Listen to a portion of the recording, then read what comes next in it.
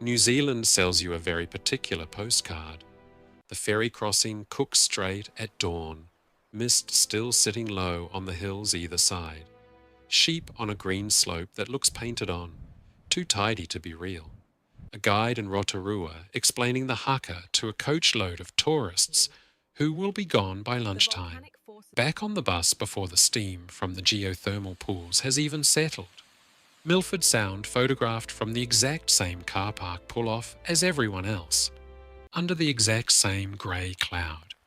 Because the cloud is there roughly 200 days a year, and the brochures simply chose not to mention that part. That is the version that fits on a fridge magnet, and it is not wrong, exactly. It is just incomplete, the way a photograph of a house never quite tells you what's in the basement. Because underneath that postcard surface sits a landscape full of things that were built, carved, stacked and dug by hands nobody can fully account for. Walls that geologists still argue about in academic journals.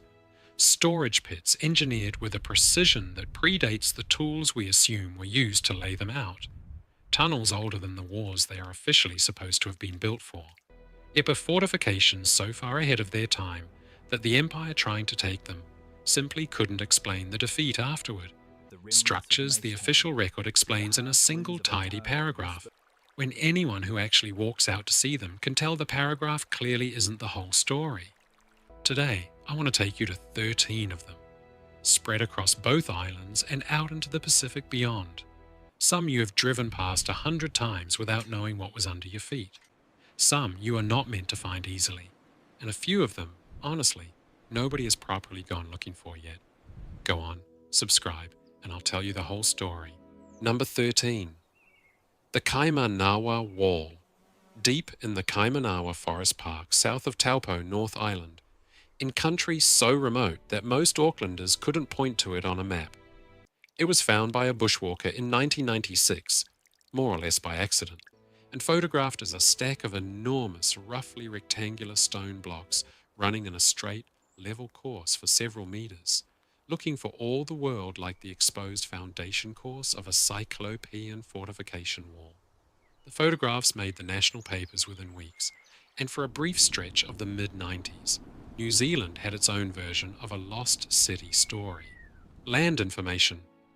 New Zealand sent a geologist, Phil Andrews, to assess it properly, and his conclusion, delivered with the flat confidence of someone who has seen a lot of rock, was that the wall is a natural ignimbrite formation, welded volcanic ash from the enormous Taupō eruption roughly 1800 years ago, fractured along its own natural jointing planes into blocks that simply happen to resemble worked masonry.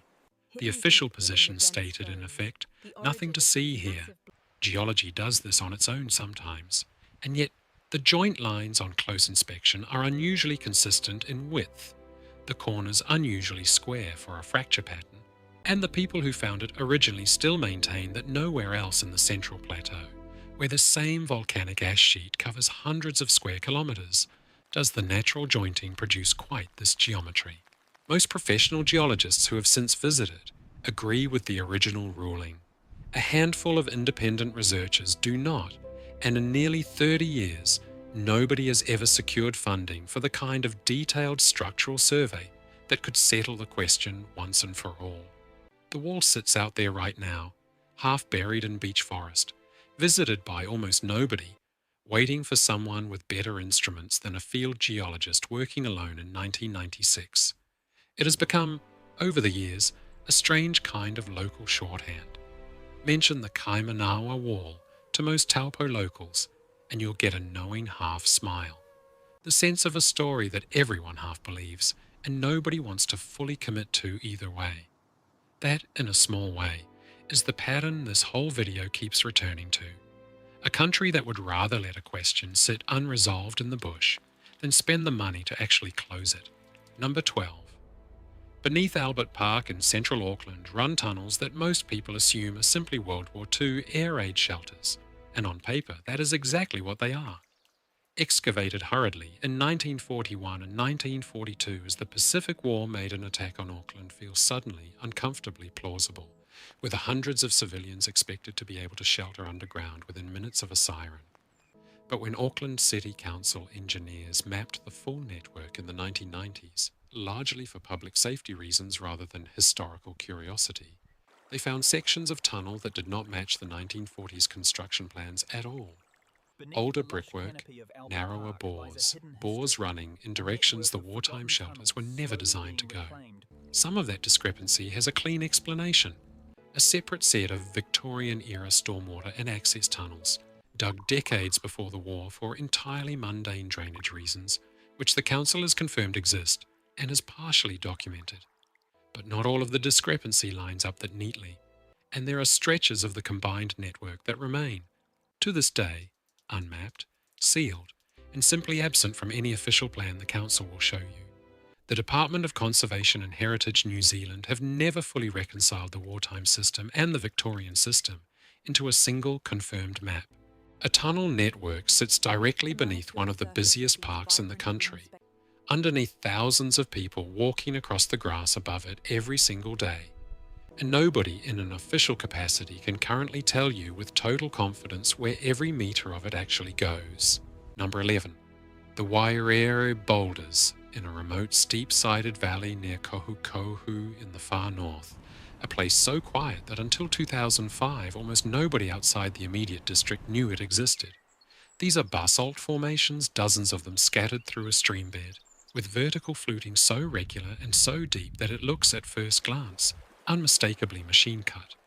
Parallel grooves running the full height of boulders the size of small cars, catching shadow in a way that makes the whole valley look staged.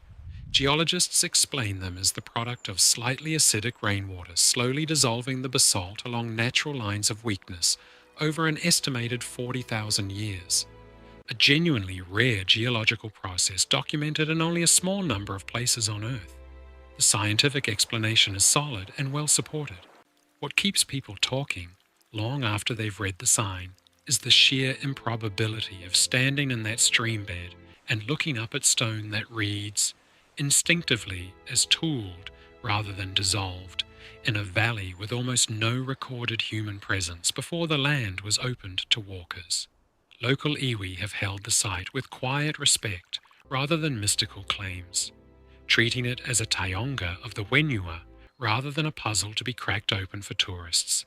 And this channel thinks that restraint is worth more than any theory.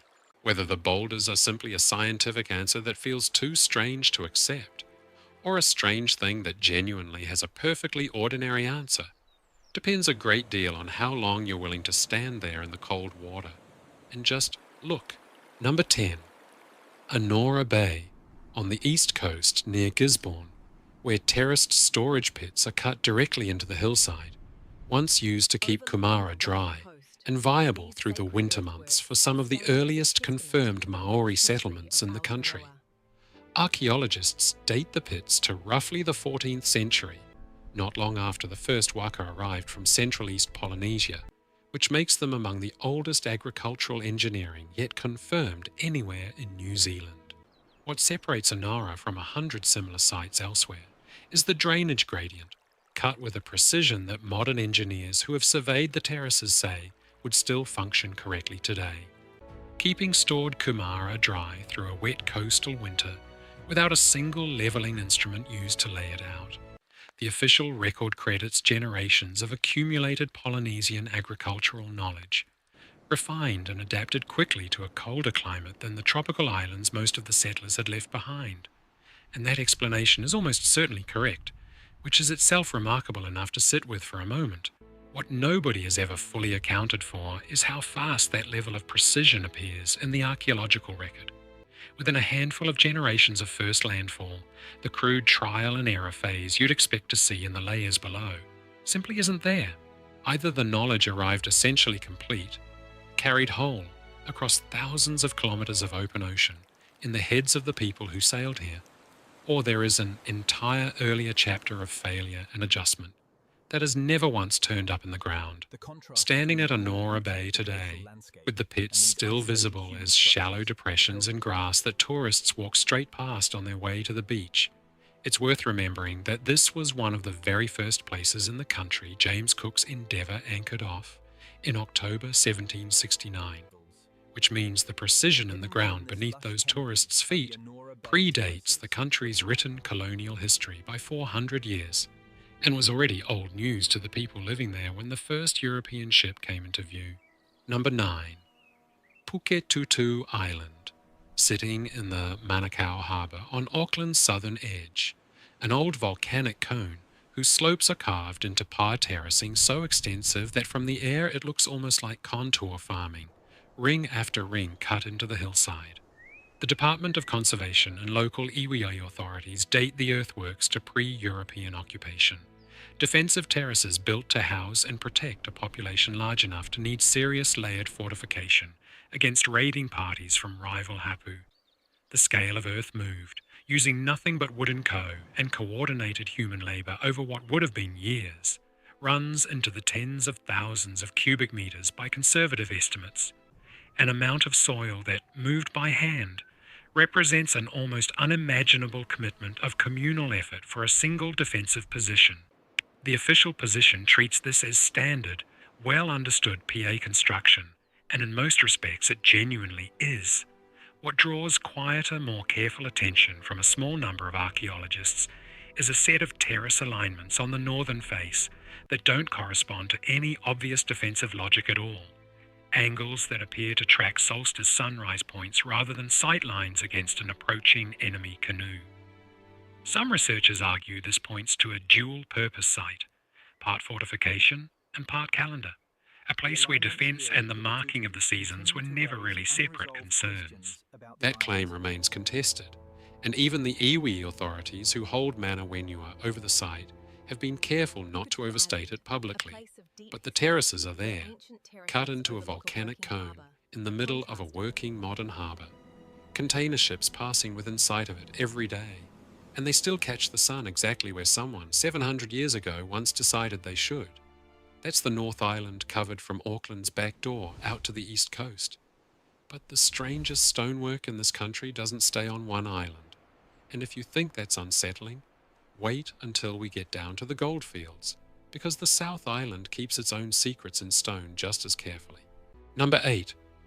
Macetown, a ghost town at the head of the Arrow River in Otago, South Island. Once home to over 200 people chasing gold through the 1860s and largely emptied out by the 1930s, as the seams ran thin and the young men left for easier country. What remains today are the stone foundations of a stamping battery.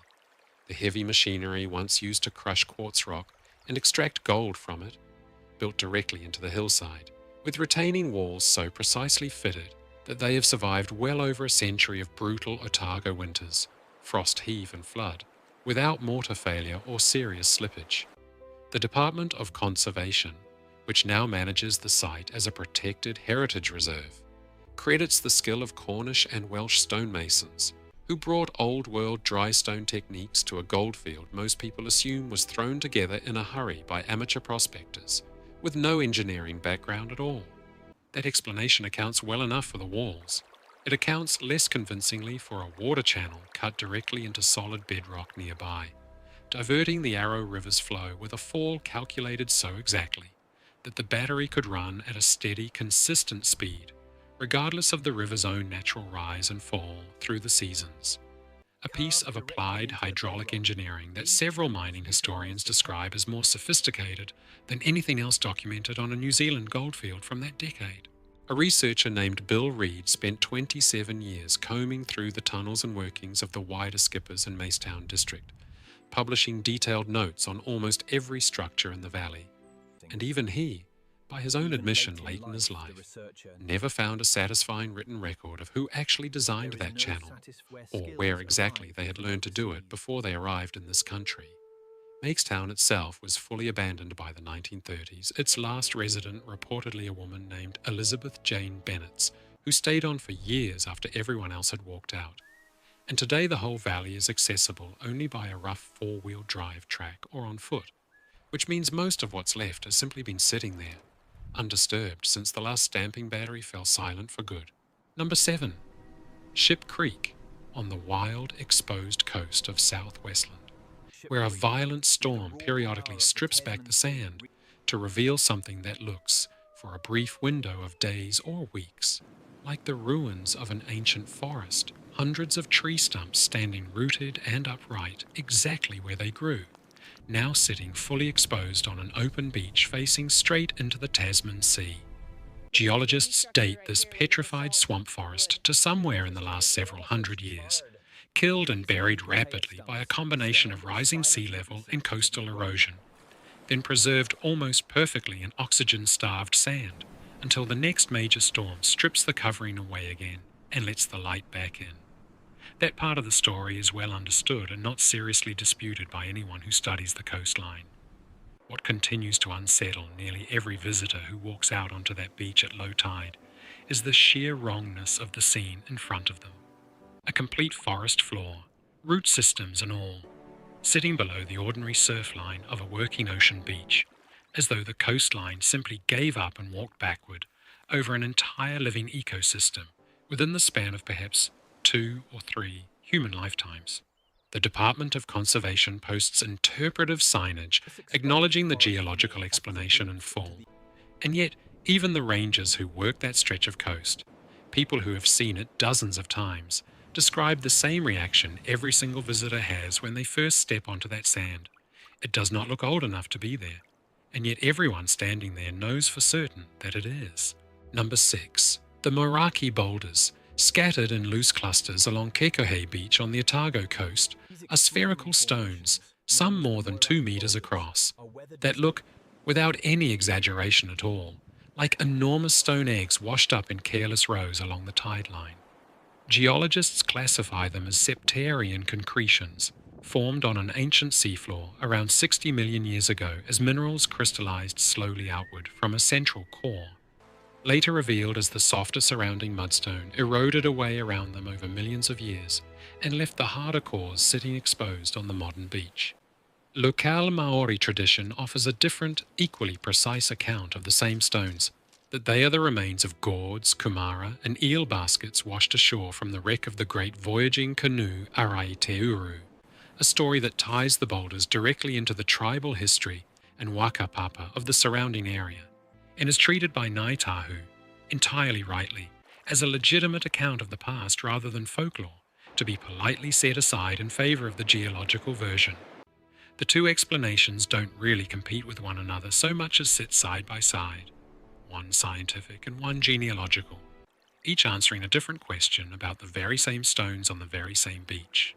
What science hasn't fully settled is why so many of these particular boulders cracked open along near-perfect internal seams, revealing intricate calcite veins in patterns geologists still debate the exact formation mechanism for, more than a century after the first serious papers were written about them. The boulders don't care which explanation you find more convincing. They have been sitting on that beach for far longer than either version of the story has existed. If you want to know why I keep circling back to that word, precise, stay with me, because the next 4 items take that word somewhere the official record really doesn't seem to like following. I want to pause here for a second, because if you've made it this far into the video, you already know this isn't a channel chasing cheap thrills or shouting shocking at you in the thumbnail. Subscribe to show that these videos actually help and that they make sense to keep making. It costs you nothing, and it tells me honestly that this kind of slow digging is worth the time it takes. Number 5. Ōhaeawai Pā, near Kaikohe in the Bay of Islands, built in 1845 under the direction of the Ngapuhi Rangatira Kawiti, in direct anticipation of a British assault during the Northern War. On paper, this was simply a fortified PA, and the British command at the time assumed exactly that, sending roughly 600 troops with field artillery to reduce what they expected to be a conventional timber stockade, of the kind they'd already encountered elsewhere.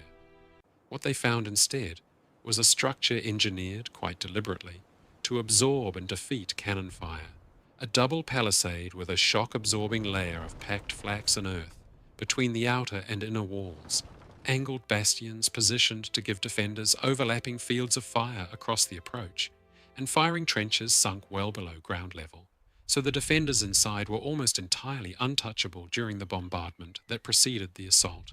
The frontal attack on the 1st of July 1845 was a catastrophic failure for the British, who lost over 30 men killed in a single disastrous charge against a position that, by every account written afterward by the officers who survived it, should never have withstood modern artillery at all.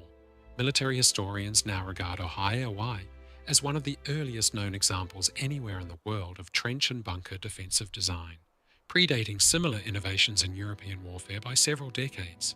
The official military histories written at the time recorded the defeat, with obvious discomfort, as an unaccountable loss to an unsophisticated enemy force.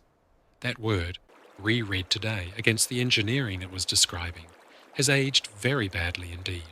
Number 4. Ruapekapeka Pā, further north again, built later the same war by the same commander, Kawiti, refining every lesson learned at Ōhaeawai into something even more advanced: underground bunkers with fully roofed firing chambers, connecting tunnels so defenders could move between positions entirely under cover, and a killing ground calculated with what modern military engineers who have studied the surviving earthworks describe as genuine, deliberate tactical sophistication rather than lucky improvisation. The British eventually took the PI in January 1846, but only after a prolonged and heavy bombardment, and only, controversially, once most of the defenders had reportedly withdrawn from the position. Some historical accounts suggest to observe the Sabbath, a detail that has been debated by historians for well over a century and is treated with quite different degrees of confidence depending on which written source you trust. Heritage New Zealand now manages the site and has worked closely and carefully with Ngāpuhi descendants to present the history accurately, correcting a much older colonial-era narrative that long minimised the engineering achievement in favour of a simpler story about an eventual British victory. What nobody seriously disputes anymore, on either side of that older debate, is that Ruapekapeka represents defensive military architecture built without European training, without European tools, and without European precedent, that outperformed the Empire's own trained engineers in the field. Whether that fact was quietly buried out of institutional embarrassment at the time, or simply lost in the ordinary carelessness of colonial record-keeping over the following decades, is a question that depends very much on who you ask, and how much they want the older story to still be true. Walk the restored site today, past the reconstructed palisades and the flagstaff that became such a flashpoint for the whole war, and the bunkers are still there under the grass, quiet now, holding the shape of a defence that outthought an empire and then simply waited 180 years for the empire's own descendants to admit it. Number 3. On the Chatham Islands, roughly 800 kilometres east of the mainland out in open ocean, the Moriori people carved Rākau, Momori, living tree carvings, into the growing bark of kopi trees across the islands, human and animal figures etched carefully into living wood, that the tree itself then slowly healed around, preserving the images inside its own growth for generations without any deliberate act of maintenance required. Alongside these living carvings are stone structures whose exact purpose remains genuinely unresolved even now. Low walls and platforms at several coastal sites that don't cleanly match known Moriori settlement patterns, and don't cleanly match later Maori occupation patterns either, sitting somewhere between the two in a way archaeologists have never fully reconciled. Hokotehi Moriori Trust, which now rightly holds kaitiakitanga over Moriori heritage across the islands, has been careful and deliberate about protecting these sites from casual excavation, prioritising cultural preservation over pure archaeological curiosity, a decision this channel fully respects and has absolutely no interest in second-guessing from the comfort of a mainland studio. A small number of independent researchers have floated the idea that certain stone alignments on the islands may predate confirmed Moriori occupation entirely, pointing to structures that don't fit cleanly into either accepted cultural sequence. That claim has never once been substantiated through proper peer-reviewed excavation, and it should be treated as exactly what it currently is: an open question, not a settled conclusion in anyone's favour. What is beyond any real dispute is that somewhere on those wind-scoured, isolated islands, there are carvings and stones whose full story belongs to a people who were nearly wiped out entirely in the violence of the 1830s, and whose surviving descendants' knowledge of their own ancestors' work is, in places, thinner today than any of us would honestly like it to be. I'd genuinely like to know what you make of that one, Whether you think an open archaeological question like that deserves more careful digging, or whether some things really are better left exactly where the people who hold them have chosen to leave them.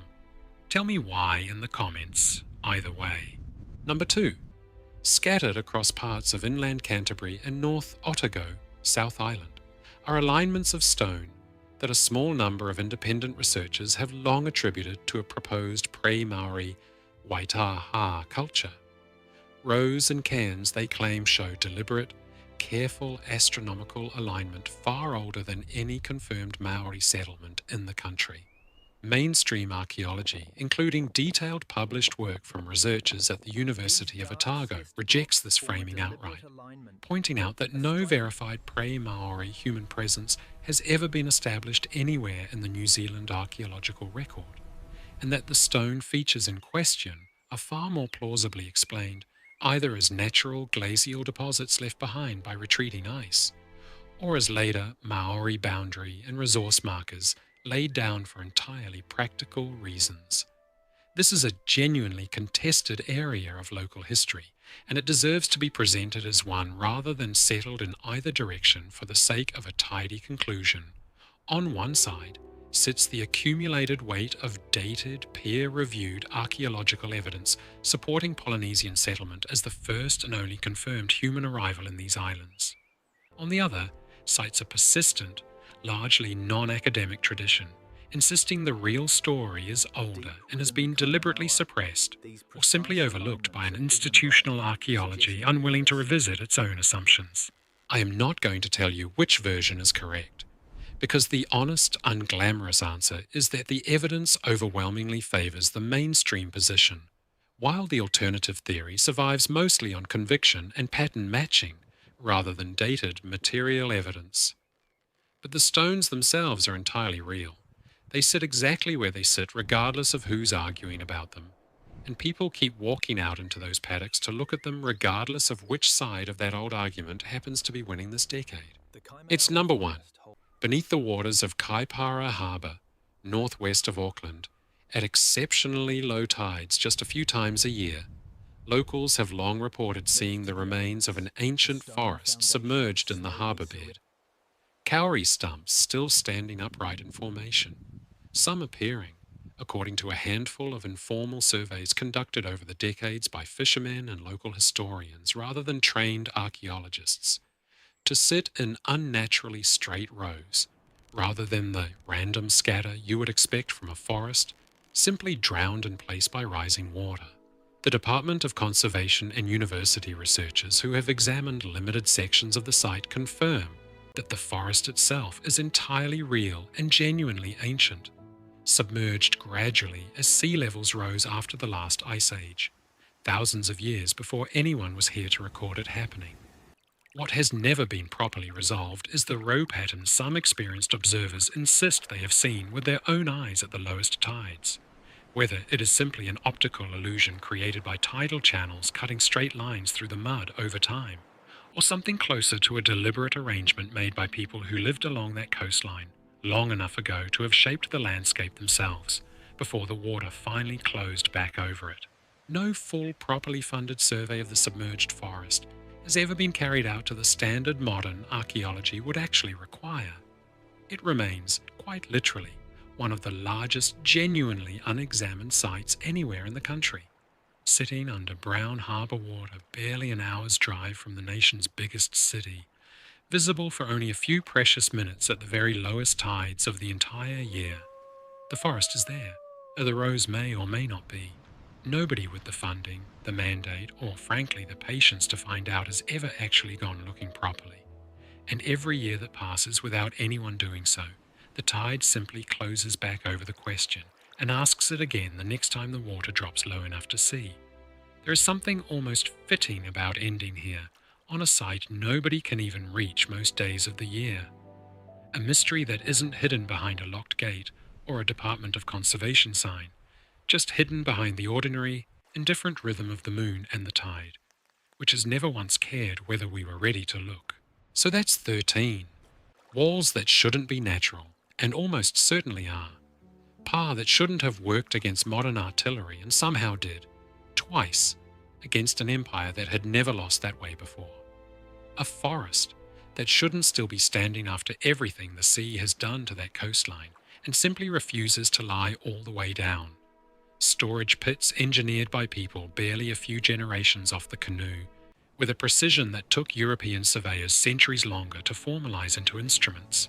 What strikes me, laying all 13 of these side by side the way I have tonight, is how much of what we casually call mystery in this country isn't really about missing evidence at all. It's about missing attention. Almost none of these places are genuinely unexplainable in any deep sense. They're unexplained, plainly and simply, because nobody with the time, the money, or the official mandate has ever gone back to look at them properly, since the first report was filed and quietly shelved. That is a very different kind of mystery than the sort you get sold on late-night television. And I think, honestly, it's a far more honest one to sit with. New Zealand likes to present itself as young geologically and historically by the standards of most of the world. It is young. But it is not simple, and the ground here, whether it's volcanic ash on the Central Plateau or harbour mud out past Helensville, holds on to things a great deal longer than any of us tend to assume when we're driving past it at 100 kilometres an hour with the radio on. I am a grandpa, and grandpas worry. Look after yourself.